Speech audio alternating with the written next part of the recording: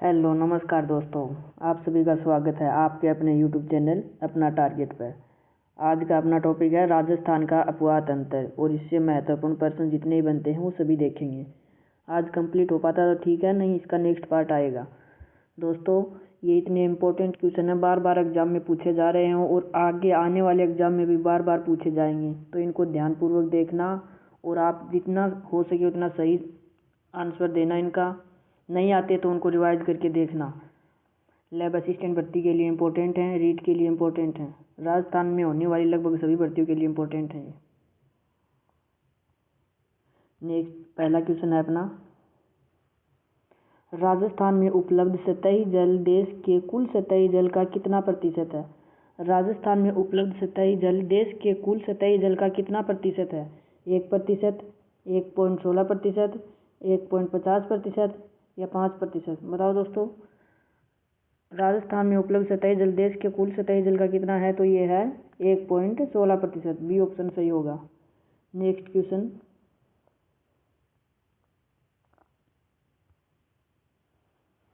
राजस्थान के किस संभाग में सर्वाधिक नदियां बहती हैं? सर्वाधिक नदियां किस संभाग में बहती हैं? उदयपुर, जयपुर, कोटा, जोधपुर। बताओ दोस्तों, सर्वाधिक नदियों वाला संभाग कौन सा है? कोटा। और अवनालिका अपर्दन भी यहीं पर होता है, चंबल नदी के द्वारा। नेक्स्ट क्वेश्चन, राजस्थान का कौन सा जिला सर्वाधिक नदियों वाला जिला है? संभाग कोटा आ जाएगा लेकिन जिला कोटा नहीं है। जिला बताओ दोस्तों, चित्तौड़गढ़, कोटा, उदयपुर, सवाईमाधोपुर। सर्वाधिक नदियों वाला जिला पूछा है, कौन सा होगा? तो वो चित्तौड़गढ़ होगा। सर्वाधिक झीलों वाला जिला या झीलों की नगरी कहा जाता है वो उदयपुर है, पता है आप लोगों को। और कोटा संभाग में सर्वाधिक नदियां हैं, लेकिन जिला पूछे तो चित्तौड़गढ़ में सर्वाधिक है। नेक्स्ट क्वेश्चन देखो,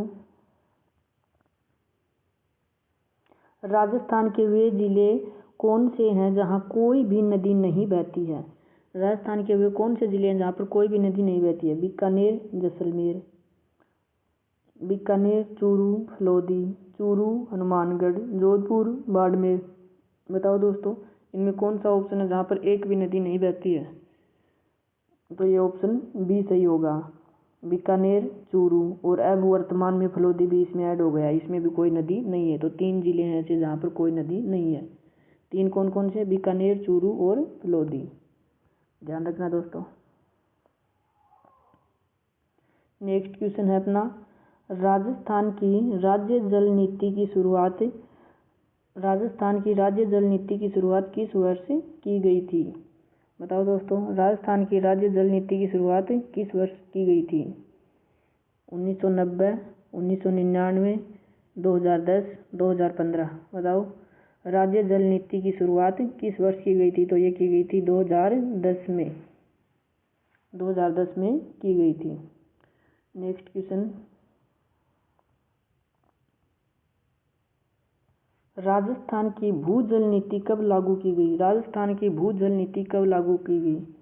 18 फरवरी 2010, 15 अगस्त 1999, 26 जनवरी 2005, 10 मार्च 2012। बताओ दोस्तों, राजस्थान भूजल नीति कब लागू की गई? तो ये की गई थी 18 फरवरी 2010 को। ऑप्शन ए सही है। नेक्स्ट क्वेश्चन है अपना, राजस्थान के कुल अपवाह तंत्र में सर्वाधिक हिस्सा किस प्रकार के अपवाह का है? राजस्थान में कुल कितने प्रकार के अपवाह हैं? तो कुल 3 प्रकार के अपवाह हैं राजस्थान में। कौन कौन से? एक तो बंगाल की खाड़ी का अपवाह तंत्र, एक अरब सागर का अपवाह तंत्र, और एक है तीसरा है आंतरिक अपवाह तंत्र। ये आंतरिक अपवाह तंत्र है। तो राजस्थान में कुल 3 प्रकार के अपवाह तंत्र हैं, बंगाल की खाड़ी का अपवाह तंत्र, अरब सागरीय अपवाह तंत्र, आंतरिक अपवाह तंत्र। तो इसने पूछा कि सर्वाधिक हिस्सा किसका है? बंगाल की खाड़ी के अपवाह तंत्र का, अरब सागरीय अपवाह तंत्र, आंतरिक अपवाह तंत्र। बताओ दोस्तों, तो सर्वाधिक पूछा, सर्वाधिक है आंतरिक। आंतरिक में कितना है? 60%।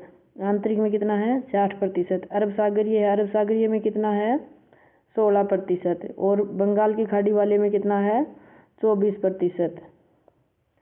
बंगाल की खाड़ी वाले में 24% है।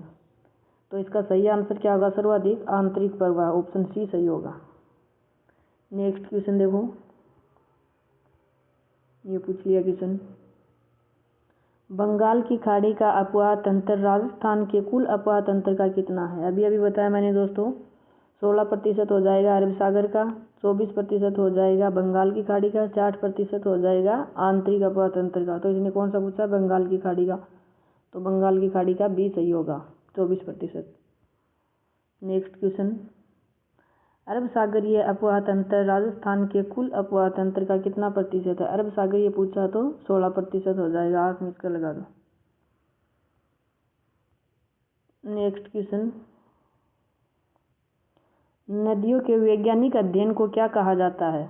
बताओ दोस्तों, नदियों के वैज्ञानिक अध्ययन को क्या कहा जाता है? Limnology, potamology, hydrology, zoology.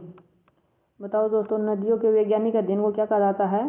पोटमोलॉजी, option B सही होगा, पोटमोलॉजी कहा जाता है। नेक्स्ट क्वेश्चन, आंतरिक अपवाह की नदियों को अन्य किस नाम से जाना जाता है? आंतरिक अपवाह की नदियाँ होती हैं उनको दूसरा किस नाम से जाना जाता है? नित्यवाही नदियाँ, बारहमासी नदियाँ, सदाबहार नदियाँ, रुंठित नदियाँ। बताओ, आंतरिक अपवाह की नदियों किस नाम से जाना? नित्यवाही नदियाँ, बारहमासी नदियाँ, सदाबहार नदियाँ। ये तीनों सेम हैं। वे नदियाँ जो वर्ष भर बहती रहती हैं उनको नित्यवाही, बारहमासी, सदाबहार नदियाँ कहते हैं। ऐसी नदी कौन सी है राजस्थान में? तो वो है चंबल नदी। ऐसी नदी कौन सी है? चंबल नदी है। ये आंतरिक प्रवाह की नदियाँ, इसको ये कहा जाता है रुंठित नदियाँ कहा जाता है इनको। आंतरिक प्रवाह की नदियाँ इनको रुंठित नदियाँ भी कहा जाता है। नेक्स्ट क्वेश्चन देखो, गग्गर नदी का उद्गम स्थल कहाँ स्थित है? उद्गम स्थल कहाँ पर है? गग्गर नदी का उद्गम स्थल कहाँ है? सेवर की पहाड़ियाँ, शिवालिक की पहाड़ियाँ हिमाचल, नाग पहाड़, खंडेला की पहाड़ियाँ। बताओ दोस्तों, गग्गर नदी का उद्गम कहाँ से होता है? शिवालिक की पहाड़ियाँ हिमाचल प्रदेश से होता। नेक्स्ट क्वेश्चन है अपना, राजस्थान में गग्गर नदी का प्रवेश किस स्थान से होता है? इम्पोर्टेंट लगा लो। राजस्थान में गग्गर नदी का प्रवेश किस स्थान से होता है? सूरतगढ़ गंगानगर से, टिब्बी हनुमानगढ़ से, फोर्ट अब्बास, खंडेला। बताओ दोस्तों, गग्गर नदी का प्रवेश राजस्थान में किस स्थान से होता है? तो ये होता है टिब्बी हनुमानगढ़ से होता है प्रवेश।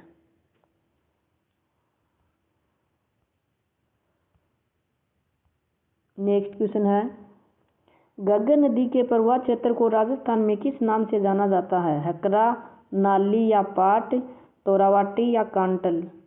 बताओ दोस्तों, गग्गर नदी के प्रवाह क्षेत्र को राजस्थान में किस नाम से जानते हैं? तो राजस्थान में नाली या पाट कहते हैं। राजस्थान में नाली या पाट कहते हैं। हकरा, हकरा कहाँ कहा जाता है? हकरा पाकिस्तान में बोलते हैं इसको हकरा, और राजस्थान में इसकी लंबाई है 100 किलोमीटर।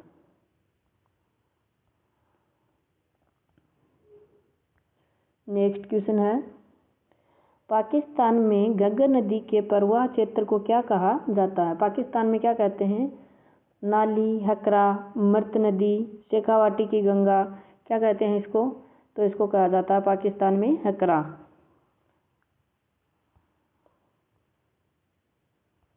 नेक्स्ट क्वेश्चन देखो,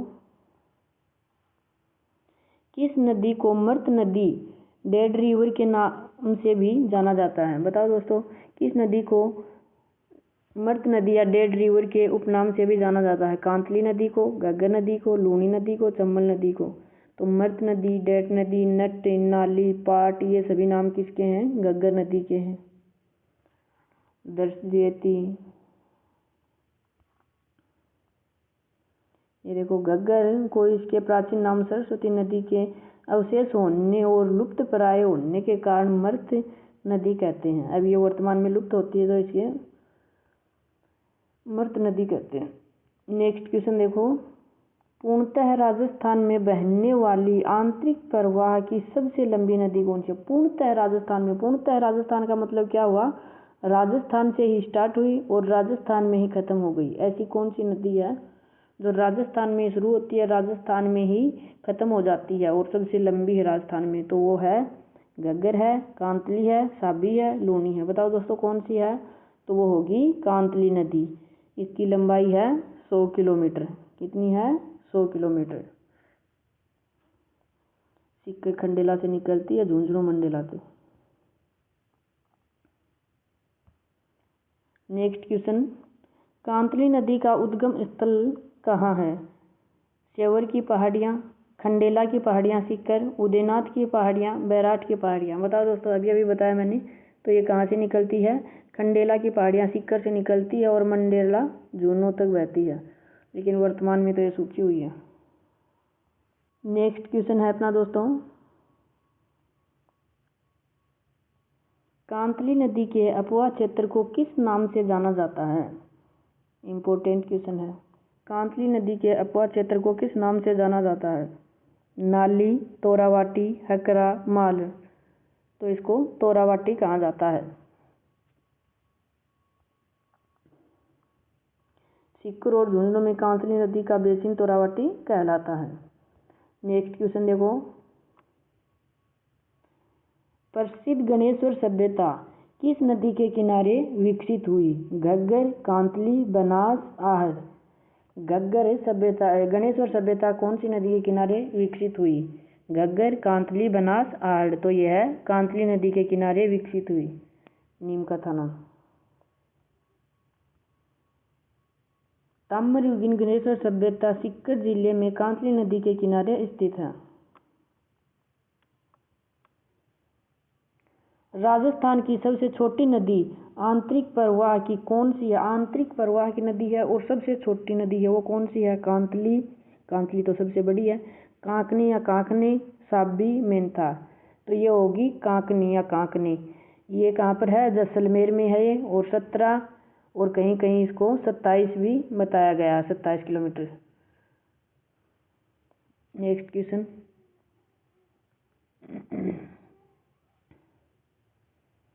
जैसलमेर की बुझ झील का निर्माण कौन सी नदी करती है?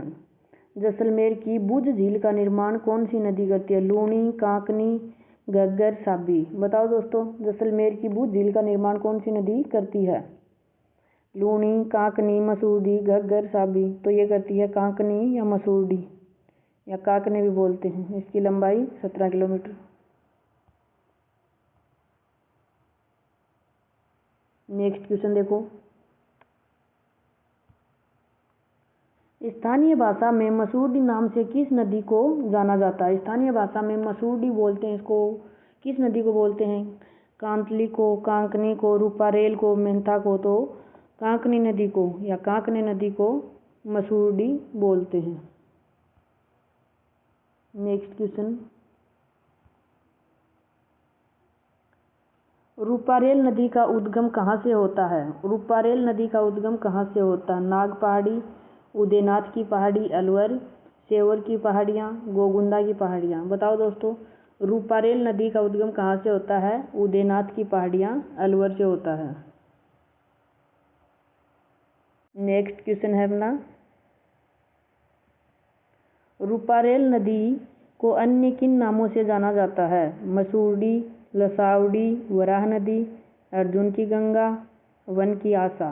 बताओ दोस्तों, रूपारेल नदी को अन्य किस नाम से जाना जाता है? मसूरडी, लसावड़ी या वराह नदी, अर्जुन की गंगा या वन की आशा। तो क्या सही होगा इसमें? लसावड़ी या वराह नदी कहा जाता है। ऑप्शन बी सही होगा, लसावड़ी या वराह नदी कहा जाता है रूपारेल नदी को। नेक्स्ट क्वेश्चन, साबी नदी का उद्गम कहाँ से होता है? साबी नदी का उद्गम कहाँ से होता है? सेवर की पहाड़ियाँ, जयपुर, खंडेला की पहाड़ियाँ, उदयनाथ की पहाड़ियाँ, शिवालिक की पहाड़ियाँ। बताओ दोस्तों, साबी नदी का उद्गम कहाँ से होता है? सेवर की पहाड़ियाँ, खंडेला की पहाड़ियाँ, उदयनाथ की पहाड़ियाँ, शिवालिक की पहाड़ियाँ। तो साबी नदी का उद्गम होता है सेवर की पहाड़ियाँ, जयपुर से। साबी नदी जयपुर जिले की सेवर की पहाड़ियों से निकलती है। नेक्स्ट क्वेश्चन, ये भी मोस्ट क्वेश्चन है। अकबर ने किस नदी पर बांध बनाने का असफल प्रयास किया? अकबर ने किस नदी पर बांध बनाने का असफल प्रयास किया? बांध बनाने की कोशिश की लेकिन उस पर बना नहीं पाया। घग्गर नदी, साबी नदी, लूनी नदी, चम्बल नदी। बताओ कौन सी नदी पर प्रयास किया था उसने? तो साबी नदी पर प्रयास किया था।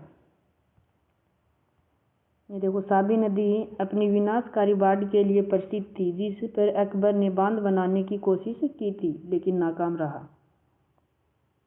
नेक्स्ट क्वेश्चन देखो, साबी नदी हरियाणा के किस स्थान पर जाकर विलीन हो जाती है? फोर्ट अब्बास, नजफगढ़ झील, कच्छ का रण, सांबर झील। देखो, साबी नदी हरियाणा के किस स्थान पर जाकर विलीन हो जाती है? फोर्ट अब्बास, ये तो पाकिस्तान में है। कच्छ का रण गुजरात में है। सांबर, ये तो राजस्थान में है। तो ये होगा नजफगढ़ झील। नेक्स्ट क्वेश्चन देखो,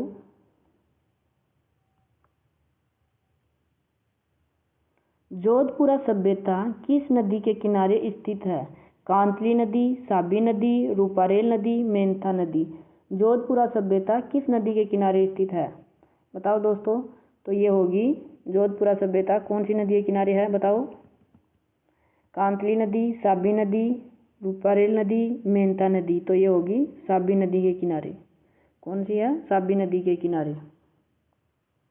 नेक्स्ट क्वेश्चन देखो, लोह युगीन जोधपुरा सभ्यता जयपुर अब कोटपुतली बहरोड में साबी नदी के किनारे स्थित है। नेक्स्ट क्वेश्चन, सांबर झील में गिरने वाली प्रमुख नदियां कौन सी हैं? सांबर झील में गिरने वाली प्रमुख नदियां कौन सी हैं? मेंथा, रूपारेल, कांकनी। मेंथा, रूपनगढ़, खारी, खंडेला, लूणी, सागी, जवाई, चम्बल, बनास, बेड़च।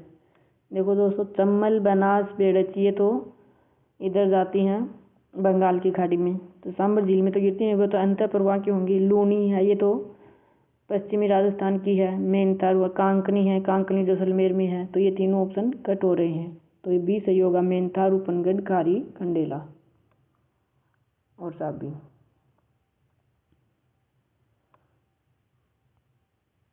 Next question. चलो दोस्तों, आज अपने क्वेश्चन पूरे हुए। सेशन अच्छा लगा हो तो वीडियो को लाइक करो और चैनल को सब्सक्राइब करो और हमको सपोर्ट करो। डेली मोस्ट इम्पोर्टेंट क्वेश्चन देता हूँ आप लोगों को, ध्यान से देखो इनको और रिवीजन करो। Thank you friends.